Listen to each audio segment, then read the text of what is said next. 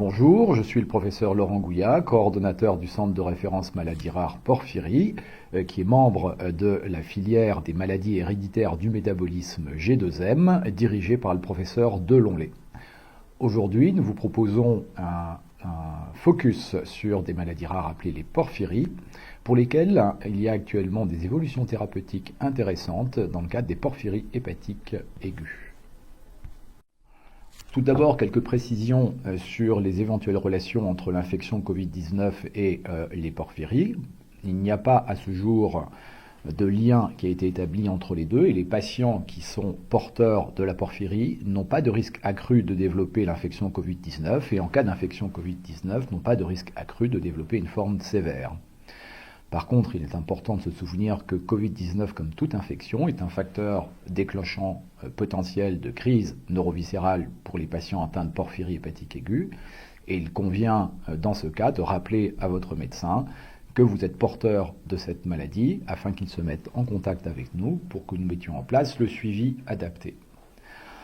Enfin, en ce qui concerne l'utilisation des médicaments en cas d'infection Covid-19, il n'y a pas de restriction d'utilisation des médicaments. Il convient juste de réaliser là aussi la surveillance adaptée pour prévenir l'apparition d'une crise de porphyrie si nécessaire. Alors tout d'abord, qu'est-ce qu'une porphyrie? Une porphyrie est une anomalie sur une voie de fabrication d'une molécule extrêmement importante qu'on appelle l'hème, qui est fabriquée par chacune de nos cellules. La fabrication de la molécule d'hème fait intervenir 8 étapes, chaque étape étant le fait d'un ouvrier spécialisé qu'on appelle une enzyme, qui va recevoir une molécule chimique de l'ouvrier précédent, la transformer et la transmettre à l'ouvrier suivant, et ce jusqu'à obtenir la molécule finale, la molécule d'hème. Donc les porphyries sont des défauts d'un de ces 8 ouvriers qui travaillent sur cette chaîne de montage aboutissant à la molécule d'hème. Sur la gauche de ce schéma, vous voyez représenter une molécule d'hème et en particulier l'atome de fer en son centre qui confère à cette molécule d'hème des propriétés physico-chimiques extrêmement importantes, à savoir la capacité de se lier à l'oxygène et de le transporter et la capacité de transporter des électrons. Cette molécule d'hème va se coller sur des constituants du corps qu'on appelle les protéines pour former des hémoprotéines, dont la plus célèbre est l'hémoglobine. Et cette hémoglobine a bien sûr comme vocation de transporter l'oxygène dans le sang. On peut aussi évoquer la molécule de myoglobine, qui est très proche de l'hémoglobine et qui est située dans les muscles et qui permet de stocker l'oxygène et de le restituer quand on fait un effort. Maintenant, ces hémoprotéines sont très nombreuses. Il y en a d'autres qui vous sont évoquées comme les cytochromes P450, qui sont des hémoprotéines du foie, qui ont comme caractéristique de pouvoir détoxifier l'organisme de produits que nous mangeons ou de détoxifier des molécules qui sont produites de façon endogène comme les hormones. Alors l'hème est fabriqué essentiellement dans 2 tissus. Au niveau de la moelle osseuse, à 80% pour donner au bout du compte l'hémoglobine, qui va donc encore une fois transporter cet oxygène dans notre corps, mais aussi au niveau du foie, et là c'est pour les cytochromes P450 et leur capacité à détoxifier. Donc ce sont les 2 tissus prépondérants, mais toutes les cellules du corps fabriquent de l'hème. L'hème est un composé qui est absolument indispensable à la vie, en particulier parce qu'il va permettre la fabrication du fioul de l'organisme qu'on appelle l'ATP. Voici une représentation simplifiée de la biosynthèse de l'hème qui est initiée par l'apport de 2 petites molécules qu'on appelle le succinyl-CoA et la glycine, qui sont donc les molécules de base qui vont rentrer dans l'usine de la biosynthèse de l'hème. Ces petites molécules vont être ensuite transformées en matière première, les molécules ALA et PBG, par 2 ouvriers différents. Et ensuite, ces molécules simples vont être associées entre elles pour former des molécules plus complexes qu'on appelle les produits intermédiaires, uro, copro, proto. Pourquoi ces précisions? Eh bien parce qu'une porphyrie est caractérisée, comme je vous l'ai dit, par un ouvrier qui ne travaille pas comme il doit, et ce faisant, cet ouvrier travaillant moins ne pourra pas transformer toutes les molécules qu'il reçoit de l'ouvrier précédent. Et donc, vous allez avoir une accumulation des molécules que cet ouvrier devrait transformer. Ce qui est très intéressant, c'est qu'en fonction de la nature chimique des molécules qui s'accumulent, les symptômes vont être différents.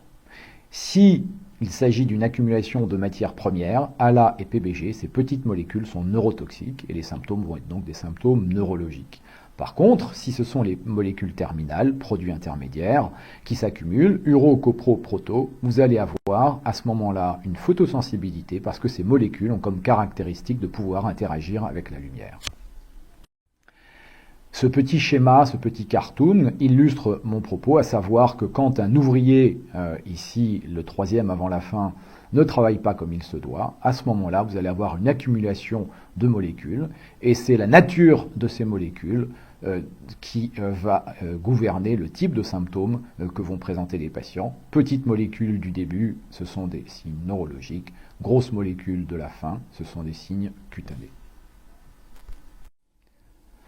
Alors sur ce schéma un peu plus détaillé de la voie de biosynthèse de l'hème, vous notez les 8 étapes de la voie de biosynthèse de l'hème, avec en bleu au-dessus de chaque flèche noire le nom de l'ouvrier spécifique de chacune de ces étapes. Vous noterez aussi la présence de boîtes colorées rouges ou vertes qui indiquent en fait le nom de la porphyrie qui est associé au déficit de chacun des ouvriers en bleu en dessous de chaque boîte colorée. Vous avez sans doute noté aussi que parmi les boîtes colorées, on en trouvait des vertes et des rouges. Tout ceci pour dire que certaines porphyries sont dites érythropoïétiques en rouge et d'autres en verte hépatique. Pourquoi? Parce qu'une porphyrie érythropoïétique est caractérisée par une accumulation de molécules produites par la moelle osseuse qui fabrique les globules rouges, et les porphyries dites hépatiques, en vert donc, sont caractérisées par des molécules qui sont produites et accumulées par le foie, et ce sont donc des porphyries hépatiques. Cette diapositive regroupe les différentes porphyries que nous avons évoquées, avec en haut les porphyries hépatiques et en bas les porphyries érythropoïétiques. Dans les porphyries hépatiques, nous avons des porphyries hépatiques aiguës, comme la porphyrie aiguë intermittente, la porphyrie variegata ou la coproporphyrie héréditaire. Nous avons aussi des porphyries chroniques, comme la porphyrie cutanée tardive et familiale. Dans les porphyries érythropoïétiques, nous avons 3 porphyries, la porphyrie dominante liée à l'X ou protoporphyrie dominante liée à l'X, la porphyrie érythropoïétique congénitale ou PEC et la protoporphyrie érythropoïétique autosomique ou PPE. Les porphyries érythropoïétiques sont toutes des porphyries à manifestation cutanée. Comment fait-on le diagnostic d'une porphyrie? Il faut tout d'abord avoir une suspicion clinique, mais cette suspicion clinique n'est jamais suffisante car les signes cliniques rencontrés sont très peu spécifiques, nous le verrons un peu plus tard, et nous allons donc avoir besoin de la biochimie et des dosages des porphyrines et des molécules du début de la voie de biosynthèse de l'hème que nous appelons les précurseurs, ALA et PBG, dans les différents milieux biologiques, essentiellement dans le sang, dans les urines et dans les selles. Une fois que ces dosages biochimiques auront montré des accumulations des molécules que nous avons évoquées, nous allons pouvoir confirmer la porphyrie par la recherche de l'anomalie de l'ouvrier spécifiquement impliqué dans la maladie, c'est-à-dire mesurer l'activité enzymatique, la force de cet ouvrier déficitaire. En général, ça se fait sur un prélèvement de sang. Et enfin, la confirmation ultime viendra de l'analyse de biologie moléculaire, c'est-à-dire la recherche de la faute d'orthographe qui est présente dans le gène qui fabrique l'ouvrier considéré. Cette diapositive résume les principaux symptômes rencontrés dans les différents types de porphyries, avec en haut les porphyries hépatiques chroniques et les porphyries érythropoïétiques qui, dans les deux cas, donnent des signes cutanés, avec 2 types de symptômes, soit des sensations douloureuses, aiguës, extrêmement intenses après une exposition au soleil qui peut être de courte durée, de quelques secondes à quelques minutes. La maladie la plus fréquemment rencontrée est la protoporphyrie érythropoïétique. Ensuite, vous avez des pathologies qui sont moins douloureuses, mais caractérisées par des lésions cutanées bulleuses qui peuvent être dévastatrices, comme dans le cas de la porphyrie congénitale érythropoïétique, qui est une maladie extrêmement rare, heureusement.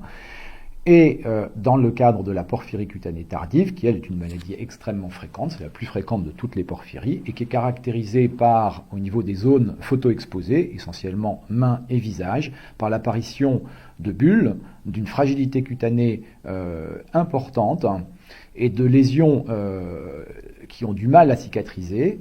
On note aussi au niveau du visage un teint cuivré et une pousse de poils excessifs qu'on appelle une hypertrichose. Pour ce qui est des porphyries dites hépatite aiguë, ce sont celles qui vont donner les signes neurologiques que nous avons évoqués par accumulation des petites molécules du début de la voie de biosynthèse de l'hème. Et ces signes neurologiques concernent aussi bien le système nerveux autonome que le système nerveux périphérique et enfin le système nerveux central. Nous allons revenir dessus. Alors, pour rentrer plus dans le détail des porphyries hépatiques aiguës, le symptôme cardinal de ces pathologies est la crise neuroviscérale, qui est donc due à l'accumulation des molécules neurotoxiques comme nous avons évoqué, les petites molécules du début de la voie de biosynthèse de l'hème, l'ALA et le PBG, la plus fréquente de ces porphyries hépatiques aiguës étant la porphyrie aiguë intermittente. Il peut y avoir, dans cette pathologie, dans ces symptômes de crise neuroviscérale, une atteinte de tous les systèmes nerveux de l'organisme, à savoir le système nerveux autonome, le système nerveux central et le système nerveux périphérique. Les symptômes les plus fréquents, je dirais même les symptômes constants, sont ceux en rapport avec l'atteinte du système nerveux autonome, avec, avant tout, une douleur abdominale diffuse dans l'abdomen, un abdomen qui reste souple. C'est une douleur extrêmement intense que les patients notent entre 5 et 10 sur l'échelle des douleurs, et qui a comme caractéristique de durer extrêmement longtemps. Ce n'est pas une douleur où on a mal le matin, plus à midi et de nouveau mal le soir. Ce n'est pas une douleur spastique, c'est une douleur continue, sourde, extrêmement intense et extrêmement pénible. Ces douleurs sont associées très souvent à des lombalgies, des irradiations aussi dans les cuisses. On rencontre des nausées, des vomissements et une constipation opiniâtre de façon très fréquente. Et enfin, on peut avoir des atteintes dysautonomiques avec des symptômes de poussée d'hypertension artérielle, de tachycardie, qui peuvent s'avérer extrêmement dangereuses pour les patients. L'atteinte du système nerveux central est beaucoup plus rare. On note néanmoins de façon assez fréquente une certaine émotivité, une irritabilité qui précède l'apparition des douleurs abdominales. On rencontre aussi des symptômes plus dépressifs, des symptômes anxieux. Et dans les formes les plus sévères, on peut avoir des manifestations, un type d'hallucination, en particulier visuelles, qui sont assez spécifiques des maladies métaboliques, des anomalies à type de confusion, désorientation et même des convulsions, tous ces symptômes étant fort heureusement très rares. Un point particulier est le manque de sodium dans le sang, qui est dû à une anomalie de la fabrication d'une hormone au niveau du cerveau, et qui peut avoir là aussi des conséquences sur la conscience extrêmement néfastes. Enfin, les atteintes du système nerveux périphérique, qui sont là aussi rares, qui sont essentiellement caractérisées par des déficits moteurs à type de parésie. On a une force motrice qui diminue, les réflexes ostéotendineux qui disparaissent, mais qui peut aller, dans certains cas graves, jusqu'à une paralysie complète qui mime un syndrome de Guillain-Barré. On peut avoir aussi des douleurs dans les muscles et des paresthésies. Alors, nous avons vu jusqu'à maintenant les symptômes aigus des porphyries hépatiques aiguës, mais il existe aussi des symptômes chroniques qui surviennent en général au-delà de la 5e décade, avec un risque accru d'hypertension artérielle, de maladies rénales avec en particulier une insuffisance rénale tubulo-interstitielle. Il existe aussi un risque de cancer du foie essentiellement au-delà de la 6e décade et au-delà. Et il y a des risques de développement de néropathie périphérique. L'ensemble de ces risques nécessite, à partir de la 5e décade, d'un suivi régulier des patients, même chez les sujets qui n'ont jamais présenté de symptômes aigus, à savoir de crise neuroviscérale. Quelques précisions sur la porphyrie aiguë intermittente. C'est la plus fréquente des porphyries hépatiques aiguës. Un adulte sur 75 000 est atteint de cette pathologie. En France, nous avons 640 malades qui ont été diagnostiqués depuis 1974, date de création du centre auquel j'appartiens. Nous avons, dans le cadre des enquêtes familiales identifiées, 1300 porteurs asymptomatiques de cette maladie. Cette maladie est donc caractérisée, comme nous l'avons dit, par la survenue de crises neuroviscérales. Il n'y a jamais de signe cutané dans la porphyrie aiguë intermittente. Une des particularités de cette maladie est la possibilité d'une certaine forme de récurrence, à savoir que les patients vont pouvoir présenter de façon régulière des crises neuroviscérales qui peuvent avoir un impact important sur la qualité de vie des patients. Cliniquement, les symptômes apparaissent le plus souvent après la puberté. Ce sont essentiellement des femmes dans 80% des cas, même si autant d'hommes que de femmes sont porteurs de la mutation. Il ne reste pas moins que ce sont essentiellement des femmes qui vont développer des symptômes, probablement à cause des cycles hormonaux.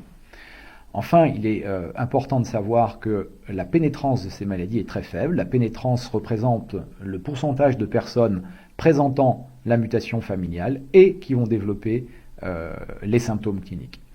Donc en termes clairs, avec une pénétrance de 1% signifie que 99% des gens de la population française qui pourraient être identifiés comme porteurs d'une mutation responsable de la porphyrie intermittente ne développeront pas de symptômes.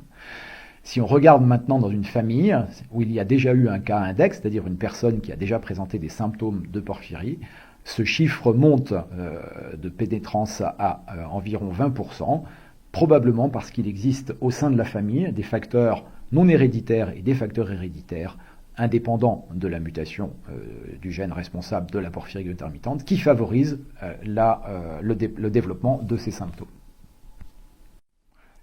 La crise neuroviscérale dans le cadre des porphyries hépatiques aiguës est souvent l'objet de facteurs déclenchants, facteurs exogènes, avec en particulier des médicaments qui favorisent le développement des crises de porphyrie. Ce sont des médicaments qui vont être détoxifiés par le foie, et souvenez-vous ce que je vous ai dit au début, qui vont donc consommer des cytochromes P450, qui sont des hémoprotéines, et en consommant ces cytochromes P450 pour détoxifier les médicaments, il va falloir refabriquer de l'hème, et c'est à l'occasion de la fabrication de cet hème, pour pouvoir compenser la consommation par les cytochromes, que les molécules neurotoxiques du début de la voie de biosynthèse de l'hème vont s'accumuler et être responsables donc des symptômes que nous avons déjà décrits.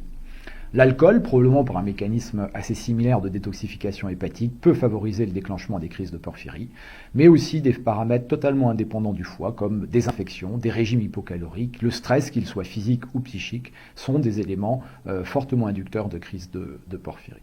Enfin, il existe des facteurs endogènes que nous avons déjà évoqués, à savoir essentiellement le cycle hormonal féminin, avec la nécessité de détoxifier les hormones qui sont produites là aussi par les cytochromes P450.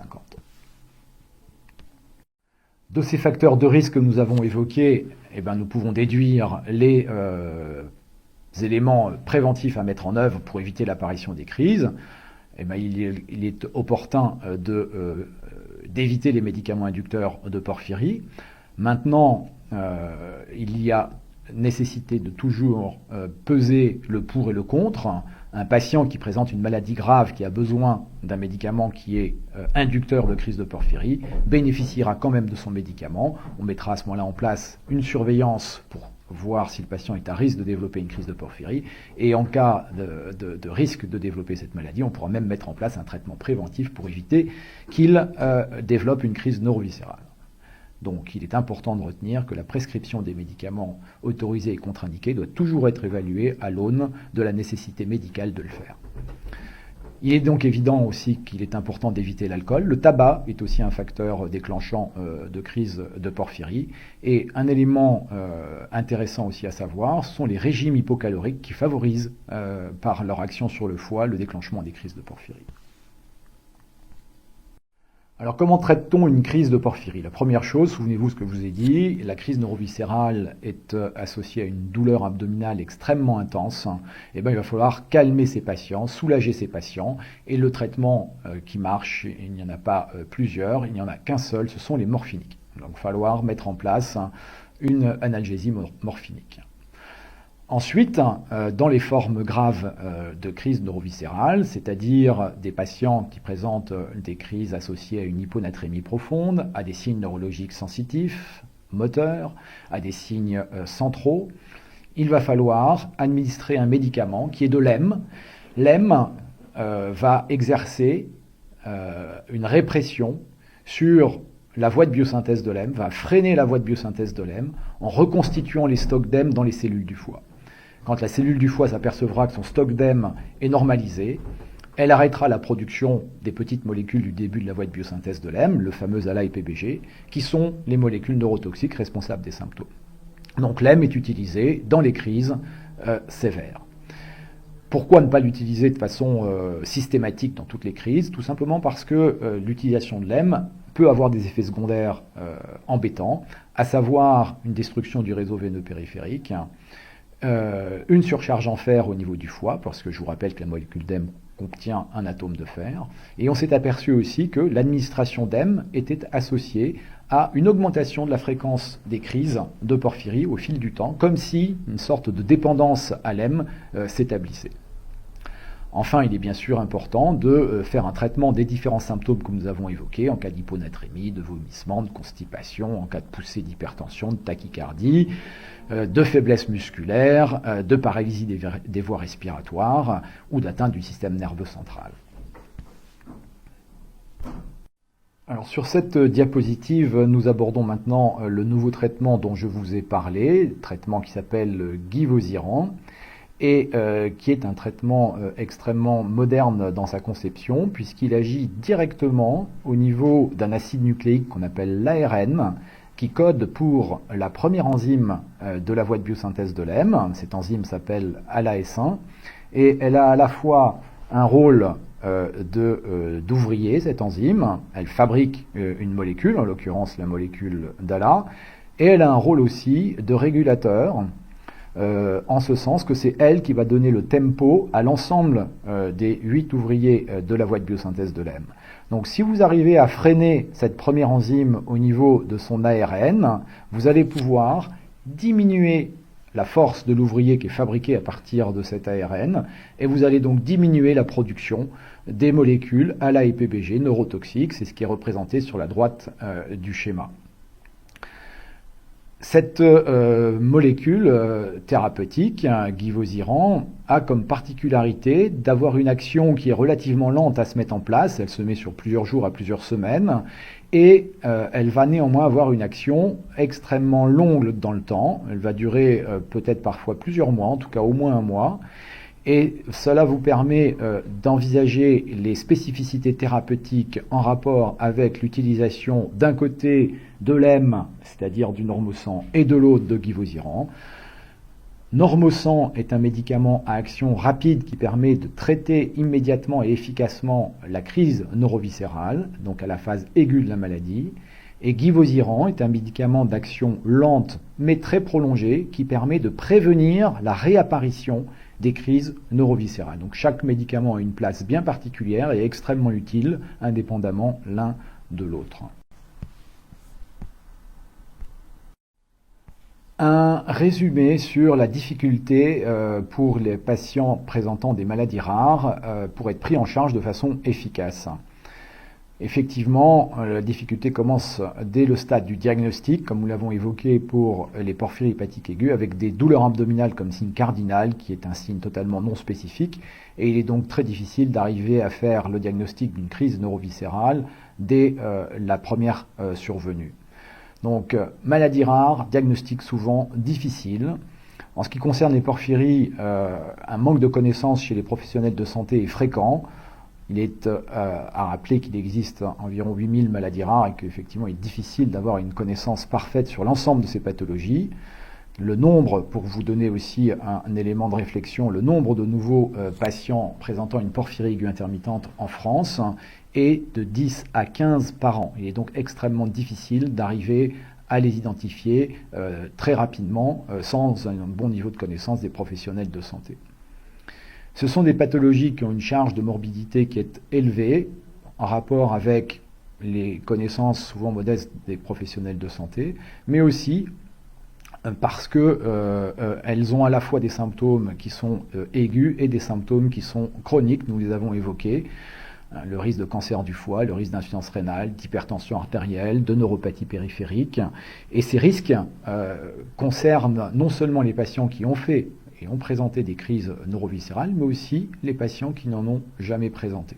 Il est donc important, à partir d'une cinquantaine d'années, de bénéficier d'un suivi annuel dans le cadre du dépistage de ces comorbidités, qui ont, au bout du compte, un impact important sur la qualité de vie des patients.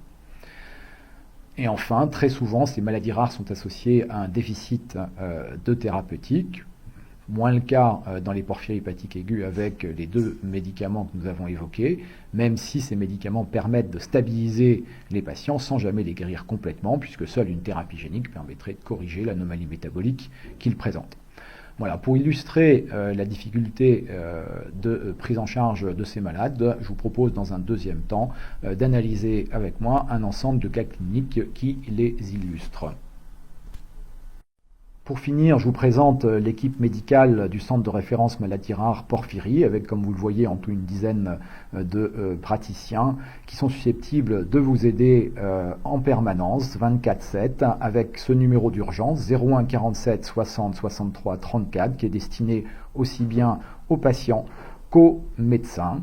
Enfin, ce centre de référence maladies rares s'appuie sur un laboratoire, le laboratoire du Centre français des porphyries, qui est dirigé par le docteur Caroline Schmitt.